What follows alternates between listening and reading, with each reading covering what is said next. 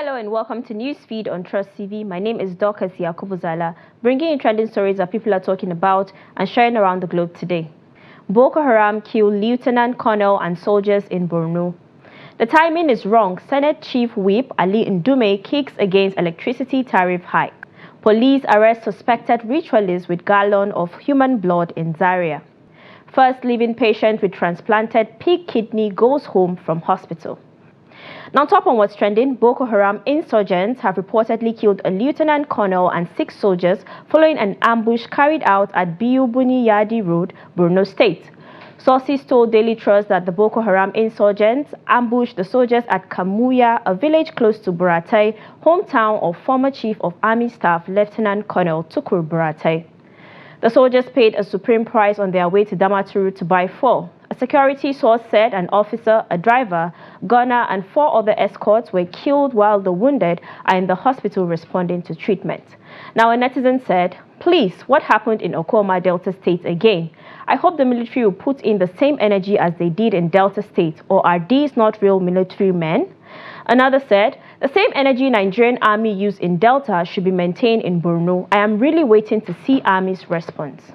Another wrote, "These are people's fathers, husbands, brothers and mentors. I hope the army would go and take over that community and finish Boko Haram there." Now, the federal government, through the National Identity Management Commission, NIMC, will launch an upgraded national identity card with payment functionality for all types of social and financial services. The innovative card, made in collaboration with the Central Bank of Nigeria, CBN, and the Nigeria Interbank Settlement System, NIBSS, is to be powered by Afrigo, a national domestic card scheme. The national ID card, layered with verifiable national identity features, is backed by the NIMC Act No. 23 of 2007, which mandates NIMC to enroll and issue a General Multipurpose Card, GMPC, to Nigerians and legal residents. According to NIMC, the innovation will address the demand for physical identification, enabling card holders to provide their identity and access government and private social services. It will also facilitate financial inclusion for disenfranchised Nigerians, empower citizens, and encourage increased participation in nation building. NIMC noted that only registered citizens and legal residents with a national identification number (NIN) will be eligible to request the card. Now, someone said, "This alone will reduce a lot of crime and you can be easily tracked." Another said, "New national ID card, why not incorporate the features into the existing ID card? What happens to the ones we get? People will still go and line up on the queue to get this new one. Honestly, the existing ID cards are uncountable: NIN, BVN, voters card and more. So why can't they use this money designated for this process for something beneficial to the society?" Another opined, "They want to abandon NIN or what? Because I don't understand." Now, Senate Chief Whip Ali Ndume has condemned the recent hike in electricity tariff. In a statement released on Saturday, April 6, the Borno federal lawmaker said the timing is wrong, as Nigerians are yet to recover from the removal of fuel subsidy. Ndume called on the federal government to reconsider its position in the interest of Nigerians, adding that many are facing many challenges, including unprecedented inflation, poor purchasing power, insecurity, and other hardship. The lawmaker, who also claimed that the decision was taken without necessary consultation with the National Assembly as representatives of the people, further stated that the federal government should focus on providing stable electricity first to Nigerians, reduce the inflation, stabilize the naira, reduce food prices, and provide other basic amenities to Nigerians before increasing the tariff. Now, someone wrote, "Very wrong timing, 40 units for 10K. Hey God." Another said, "Exactly my point. We can barely feed. Now they want us to live in darkness too. Do these people think about the common masses?" Another opined, "The problem is not the hike. We don't even see the light. First fix power, make it stable, then you can increase tariff." Now, a federal high court in Lagos has remanded 25-year-old Nwobi Olobube Favour and her mother Nwobi Ebele Angela for allegedly using 2 underage girls as domestic servants. Justice Abimbola Awogboro remanded the duo after they pleaded not guilty to a 4-count charge of harboring and using 2 underage girls for domestic work brought against them by the National Agency for the Prohibition of Trafficking in Persons, NAPTIP. The two women residing in Lekki, Lagos State were accused of committing the offences between May and November 2023. The prosecutor, Uzunwa Egonu, told the court that their exploitative actions negatively impacted the physical, social and psychological development of the two teenagers. Now, someone said, "This is very good. Stop using kids as slaves, all in the name of house help." Another said, "Good one. Parents, please hustle and also bear a number of kids you can afford to cater for so your kids don't end up being slaves in another man's home." Another wrote, "I like this. They are everywhere. More of them need to be apprehended." Now, operatives of the National Drug Law Enforcement Agency, NDLEA, have arrested a Delhi, India-bound passenger Freeman Charles Ogbonna at the screening point of Terminal 2 of the Murtala Mohammed International Airport, MMIA, Ikeja, Lagos, for ingesting 80 wraps of cocaine. In a statement released, the spokesperson of the command, Femi Babafemi, says Ogbonna was arrested on Sunday, 31st March, while attempting to board his flight to Delhi, India, via Doha on Qatar Airways with a Liberian international passport bearing the name Car Bismarck. He was taken for body scan, which tested positive for ingestion of illicit drugs.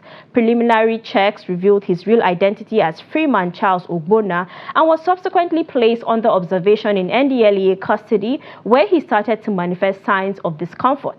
Babafemi mentioned that the suspect, who claimed he was recruited into drug trafficking by one of his relatives, eventually passed out a total of 80 wraps of cocaine weighing 889 grams through his mouth and anus over a period of 4 days. The great risk that almost took his life notwithstanding, Ogbonna said he was given the drugs to swallow at a hotel in Ipodo area of Ikeja with a promise to reward him with 300,000 naira cash if he successfully delivers the consignment in India. Now, someone said, "Free man is no longer free." Another said, "Thank God for your life. Next time you won't swallow cocaine again." Another wrote, "Why keep trying when you know too well people have been caught for same crime over and over? Such a dirty business." Now, let's take a short break, and when we come back, you get to know why you should be careful with people you hang out with and call friends, as all that glitters isn't gold. Stay tuned. Welcome back, it's Newsfeed. Now, the Lagos state government has warned supermarkets and grocery stores throughout the state to display price tags on all products, warning that failure to comply may result in sealing of non-compliant establishments.